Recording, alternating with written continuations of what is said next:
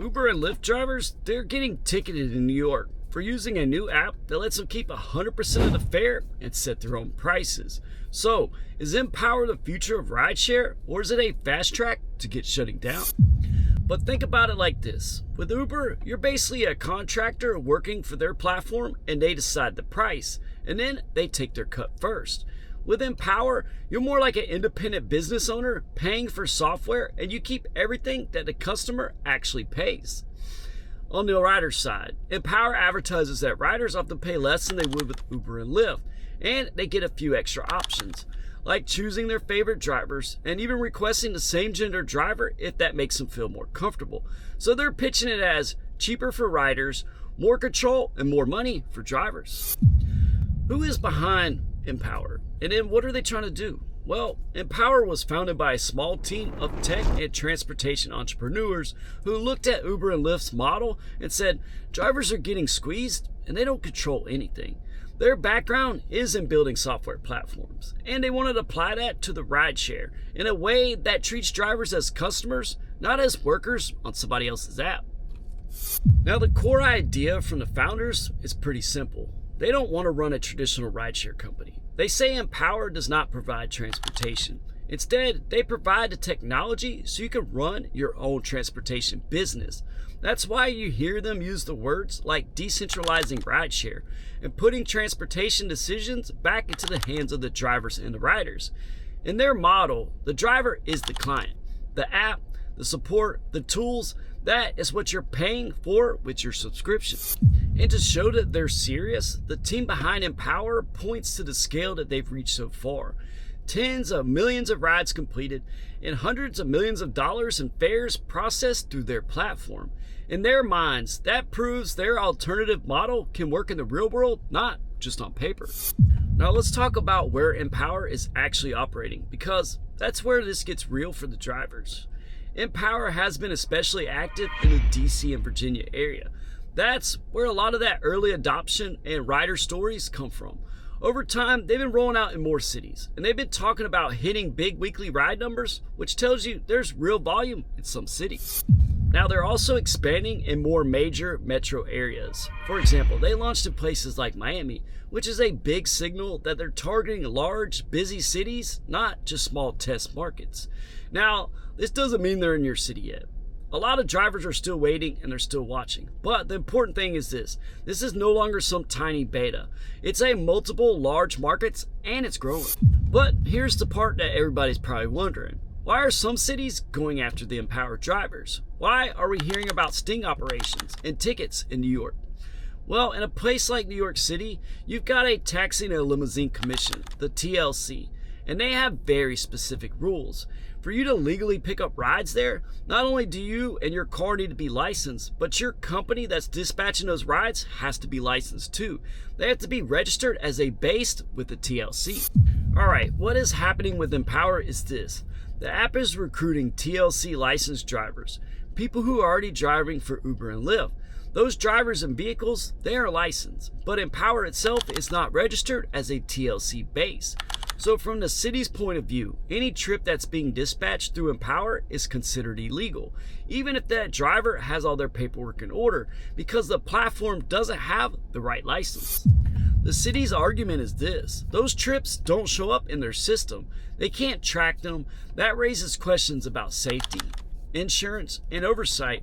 All the stuff regulators care about. That's why you're seeing ticketing and so-called sting operations targeting empowered drivers in New York.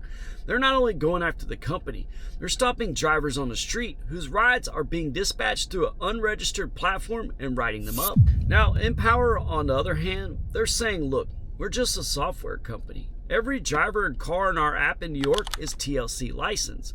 Those drivers are working for themselves, just like any other licensed professionals who use software. We shouldn't have to register as a base to give them the tools. So on one side, regulators are saying if you dispatch rides here, you need our license. On the other side, Empower is saying we don't dispatch rides, we just connect licensed drivers with riders. That is the core fight. But now here's where it gets interesting and honestly a little familiar. If you've been around rideshare for a while, you remember that Uber and Lyft used that same exact kind of language when they first came out. They just kept saying, we're not a taxi company, we're just a technology platform that connects riders and drivers. That argument was used to dodge a lot of taxi rules and to keep drivers classified as independent contractors instead of employees.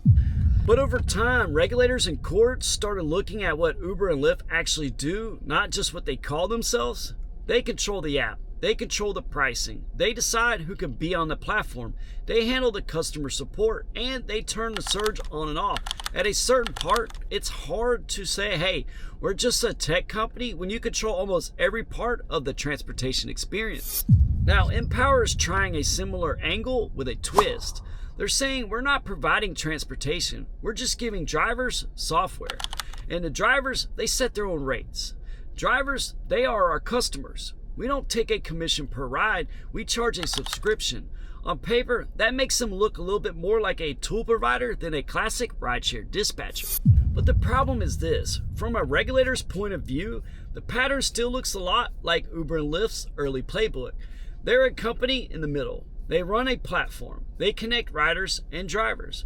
They process payments and they say, well, we're really part of a transportation business. Cities like New York are basically saying, we've seen this movie before.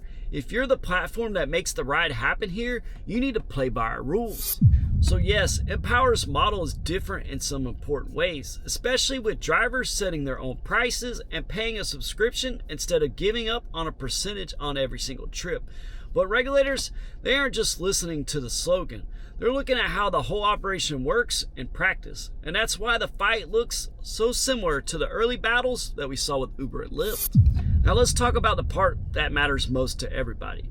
Can you actually make more money with Empower? And is it worth it? Well, on paper, that math looks really attractive. Uber and Lyft, they aren't just taking 30 or 40% anymore. A lot of us have seen trips where by the time you compare what the passenger paid and what you got, they're keeping 50, 60, 70% of that total fare. With Empower, you flip that. Instead of giving up a huge chunk on every ride, you pay a flat subscription fee to use their app, and you keep 100% of the fare that the rider pays for that trip. Now let's put some of those numbers to a test and you can see the actual difference. Say Empower subscription is a couple $100s a month, and let's say you're a serious driver and you generate around $1,500 a week in fares using Empower. Over 4 weeks, that's around $6,000 in gross fares for the month.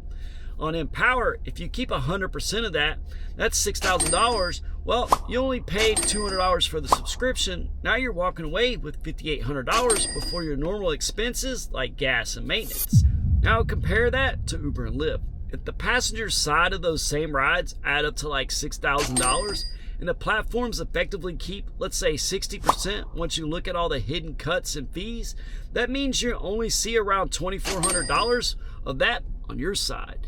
Even if that splits a bit better on some trips, you're still leaving a huge amount of money on the table.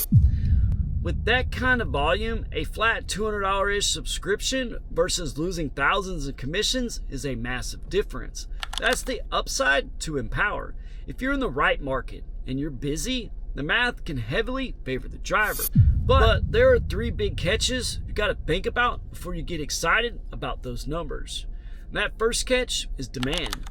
Those numbers only work if you can consistently generate that $1,500 a week on Empower. If that app is small in your city or riders don't know about it yet and you're not getting enough pings, that subscription, it starts to feel heavy really fast. And it doesn't matter if you keep 100% if there aren't enough rides. That second catch is legal risk. If you're in a city where regulators are calling Empower trips illegal, you've got to factor in the risk of tickets, fines, and possible issues with your license. One bad enforcement sweep can wipe out a big chunk of that extra money that you thought you were making. Catch number 3 is one that most drivers and riders don't think about, and that is insurance risk. If a ride is considered illegal in your city and you get into an accident, there is a real chance that your insurance company looks at that and they're going to say, nope, we're not covering this, especially if you're not properly insured as a commercial or a black car business in your area. You could be on the hook personally for damages, injuries, and repairs. And that's the kind of risk that can wipe you out financially. And a lot of drivers, they don't think about it until it's too late. All right, so can you make more? Absolutely. If you're in a city where Empower is allowed, if there is a solid demand, if you're working enough hours that you can actually use that subscription, and if you're properly covered on the insurance side. But if your market is cracking down, if demand is thin, if your insurance situation isn't set for that kind of work, then that keep 100% promise doesn't automatically mean you're winning. You might just be taking a lot more risk for money that looks good on paper, but doesn't actually show up in your bank account. Now, I want to talk directly to my black car and premium drivers, because this is where that conversation changes a bit. Empower's whole pitch is built around drivers setting their own rates and keeping 100% of the fare. That sounds perfect for a premium or a black car driver on paper, because you're already used to those higher price points and a more professional service. But here's the reality. Empower's rider base, at least right now, is mostly regular rideshare passengers who are looking for cheaper alternatives to Uber and Lyft. The marketing is about saving riders money, not creating a luxury, high-end experience. And if you're running a true black car or premium service, you have to ask, is the typical Empower rider actually looking to pay black car rates? Or are they just trying to shave a few dollars off their UberX ride? In a lot of markets, Empower doesn't really have a clearly defined premium product the way Uber Black or XL or Lyft Black does, with separate pricing and branding. You can raise your rates as a driver, but if the customer base on the app is mostly price sensitive, there may not be enough passengers willing to pay those true black level pricing. And what this means is, yes, you could technically price yourself like a premium driver on Empower, but if the demand isn't there, you're going to sit. And if you drop your rates to meet the app's typical rider expectations, now you're doing premium service at non-premium prices.